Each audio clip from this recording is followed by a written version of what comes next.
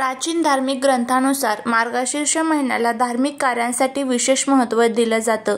त्यामुळे हा महिना शुभ मानला जातो. या महिन्यापासून सत्ययुग सुरू झाल्याचं सांगितलं जातं. त्यामुळे या महिन्यात पूजेसारखे शुभ कार्य अधिक फलदायी ठरत असतात. मार्गशीर्ष गुरुवारचं व्रत सूर्योदयापासून सूर्यास्तापर्यंत पाळले जाते. असं म्हणतात की मार्गशीर्ष गुरुवारी व्रत करून लक्ष्मी आणि भगवान विष्णूंची पूजा केल्याने भक्तांना लक्ष्मीनारायणाची कृपा प्राप्त होते. देवी लक्ष्मीच्या कृपेने घरात सुख, समृद्धी, ऐश्वर्य प्राप्त होते. लक्ष्मीनारायणाचा आशीर्वाद मिळवण्यासाठी या दिवशी घरामध्ये उपवास करत असतात. त्याचबरोबर मनातील सर्व इच्छा पूर्ण करण्याच्या हेतूने मार्गशीर्ष गुरुवारचं व्रत करण्याची पद्धत आहे. या व्रताची सुरुवात मार्गशीर्ष मासातील पहिल्या गुरुवारी होती आणि शेवटच्या गुरुवारी उद्यापन केलं जातं. प्रत्येक मराठी महिन्यांचे वेगवेगळे महत्त्व आहे आणि त्या महिन्यात व्रतवैकल्य मोठ्या उत्साहात साजरे केले जातात. चंद्राच्या भ्रमणामध्ये जेव्हा एकूण 27 नक्षत्रांपैकी मृगशीर्ष हे नक्षत्र चंद्राच्या सानिध्यात येते तेव्हा जो मराठी महिना सुरू होतो त्याला मार्गशीर्ष महिना असे म्हणतात. या महिन्यात केले जाणारे शुभ कार्य अत्यंत फलदायी असते. या काळात मार्गशीर्ष महिन्यातील प्रत्येक गुरुवारला विशेष महत्त्व असतं आणि घराच्या भरभराटीसाठी या काळामध्ये आपल्या घरामध्ये वैभव लक्ष्मी व्रत, महालक्ष्मी व्रत करून कुटुंबात समाधान, शांती, ऐश्वर्य मिळावे यासाठी देवीकडे प्रार्थना केली जाते. यंदा मार्गशीर्ष महिना हा 2 डिसेंबरपासून सुरू झालेला आहे आणि यावर्षी या महिन्यामध्ये 4 मार्गशीर्ष गुरुवार असणार आहे. पहिल्या दिवशी म्हणजेच पहिल्या गुरुवारी आपण उपवासाला सुरुवात केलेली आहे, व्रताला सुरुवात केलेली आहे आणि शेवटच्या गुरुवारी आपल्याला ह्या व्रताचं उद्यापन देखील करायचं आहे. धार्मिक मान्यतेनुसार भगवान श्रीकृष्णांमुळे मार्गशीर्ष महिन्याला विशेष महत्त्व प्राप्त झाले आहे. या काळात उपवास, नामस्मरण केल्याने अधिक चांगले फळ मिळते.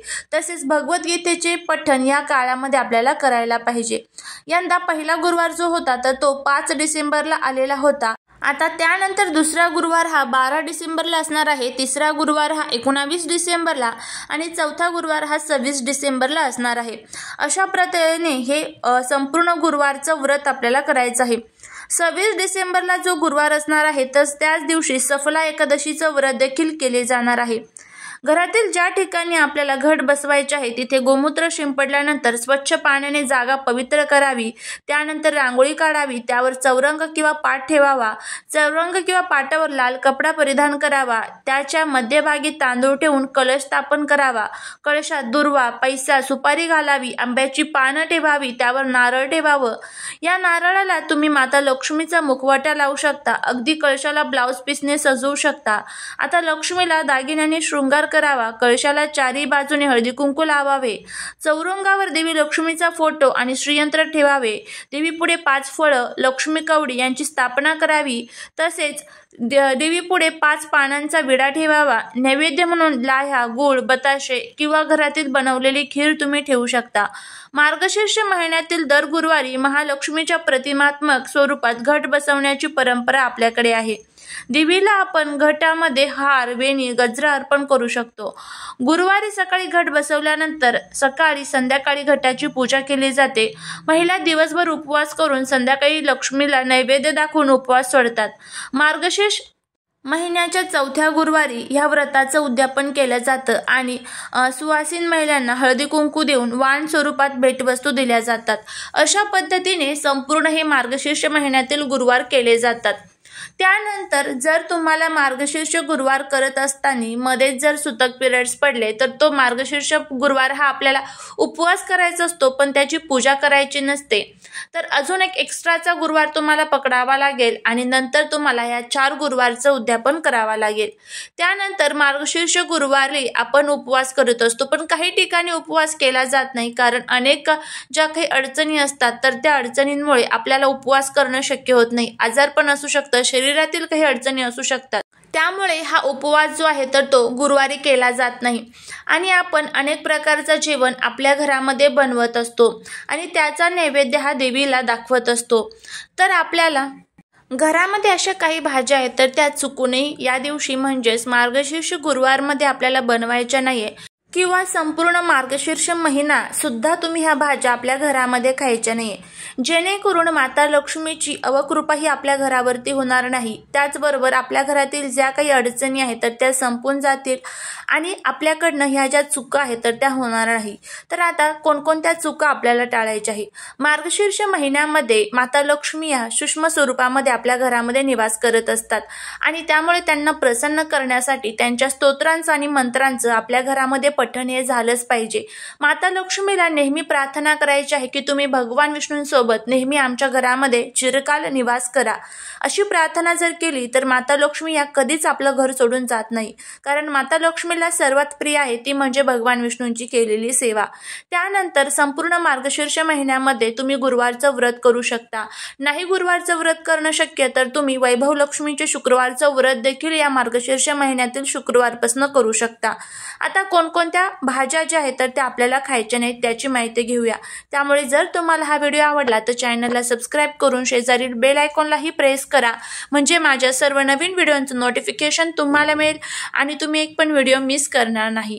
त्याचबरोबर कमेंटमध्ये जय माता लक्ष्मी लिहायला अजिबात विसरू नका।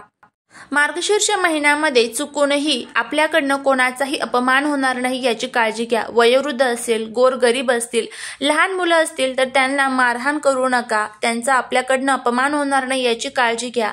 त्याचबरोबर या महिन्यामध्ये शक्य होईल तितकी भगवान श्रीकृष्णांची सेवा करा। भगवद्गीतेतील अध्यायांचं पठण तुम्ही करू शकता। त्याचबरोबर या काळामध्ये तुम्ही गजेंद्र मोक्षाचं जे स्तोत्र आहे तर त्याचं पठण आपल्या घरामध्ये तुम्ही करू शकता। सर्वात पहिला आणि महत्त्वाचं, संपूर्ण मार्गशीर्ष महिना ज्या प्रकारे आपण श्रावण महिन्यामध्ये नॉनव्हेज हे वर्ज्य केलेलं असतं त्याच पद्धतीने संपूर्ण मार्गशीर्ष महिन्यामध्ये नॉनव्हेज खाल्लं जात नाही। त्यामध्ये तुम्ही मांस, मटण, अंडी, चिकन हे पदार्थ जे आहेत तर ते चुकूनही आपल्या घरामध्ये खायचे नाहीत किंवा घराच्या बाहेर जाऊन हॉटेलमध्ये की सुद्धा आपल्याला खायचे नाही किंवा आपल्याला कोणी खाण्यासाठी त्यांच्या घरी बोलवलं तरीही चुकूनही आपल्याला जायचं नाही आणि हे पदार्थ या मार्गशीर्ष महिन्यामध्ये चुकूनही आपल्याला आपल्या घरामध्ये खायचे नाहीये। त्यानंतर पुढचं म्हणजे मार्गशीर्ष महिन्यामध्ये आपल्याला कोणत्या 2 भाज्या ज्या अशा आहेत तर त्या चुकूनही आपल्या घरामध्ये बनवायच्या नाहीत। त्यामध्ये सर्वात पहिली आणि महत्त्वाची भाजी म्हणजे आपल्याला कोबीचं सेवन हे अजिबातही आपल्या घरामध्ये करायचं नाही। कोबी हा एक तामसिक आहारामध्ये येत असतो, त्यामुळे कोबीचं सेवन हे मार्गशीर्ष महिन्यामध्ये आपल्या घरामध्ये केलं जात नाही। त्यामुळे चुकूनही कोबीचं सेवन हे आपल्या घरामध्ये करू नका। त्याचबरोबर पुढची जी भाजी आहे तर ते म्हणजे भोपळा, जो दुधी भोपळा असतो तर तो चुकूनही आपल्या घरामध्ये या काळामध्ये बनवू नका। तर या ज्या 2 भाज्या आहेत तर त्या चुकूनही आपल्याला आपल्या घरामध्ये या मार्गशीर्ष महिन्यामध्ये बनवायच्या नाहीये किंवा जर तुम्हाला शक्य झालं तर तुम्ही गुरुवारी सुद्धा या भाज्या आहेत तर त्या वर्ज्य करायच्या आहेत। त्याचबरोबर कांदा लसूणचं सेवन सुद्धा गुरुवारी तुम्हाला वर्ज्य करायचं आहे। आता रोज शक्य होत नाही, त्यामुळे जर रोज नाहीच तुम्हाला शक्य झालं तर एक काम तुम्ही करायचं आहे, बुधवारी तुम्हाला कांदा लसूण वर्ज्य करायचा आहे आणि त्याचबरोबर गुरुवारी सुद्धा तुम्हाला कांदा लसूण वर्ज्य करायचा आहे। अशा पद्धतीने ह्या ज्या 2-3 भाज्या आहेत तर त्या आपल्याला चुकूनही आपल्या घरामध्ये खायच्या नाही। तर नक्की तुम्ही हा जो व्हिडिओ आहे तर तो तुम्ही तुमच्या फ्रेंड्स बरोबर, फॅमिली बरोबर शेअर करा, जेणेकरून त्यांना सुद्धा ही माहिती जी आहे तर ती मिळेल। झालेली सेवा ही महाराजांच्या चरणी रुजू करते। व्हिडिओ जर आवडला असेल तर लाईक, शेअर आणि सबस्क्राईब करायला विसरू नका। भेटूया पुढच्या एका छानशा नवीन व्हिडिओ सोबत, एका नवीन माहिती सोबत। श्री स्वामी समर्थ।